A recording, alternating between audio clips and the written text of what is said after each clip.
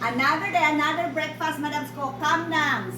Darata diri dams na tay inon ato ning butangan og kamunggay, tunuan ni nato dams ato sang gipaluto ha.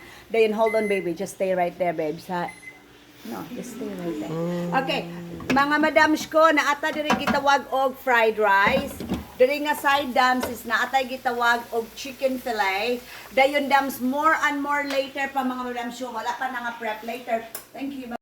Mga madams ko, happy morning na sa gawas karon dams. Well, here we go. We have a humba.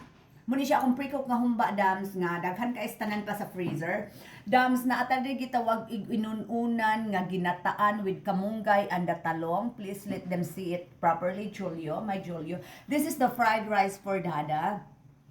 This is the chicken with fillet, chicken fillet. And this one here is a barbecue French fries. So look at this mga madams ko.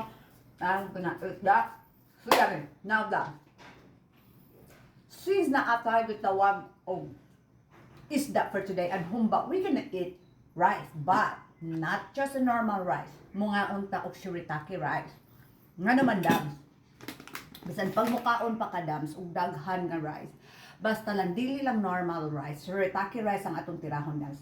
Nindot gyapon kaayo ang atong panglawas. 60 gyapon kita plus dams kani siya dams katong mga gipang diabetes diha ug uban pa dams makatabang ni siya dams.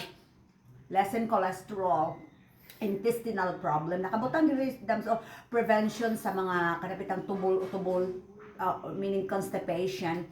Ug uban pa mga benepisyo sa lawas. So, ako ang ibutang ang link sa comment section. Dito ninyo paliton. Mga madams ko, thank you very much. Bye-bye.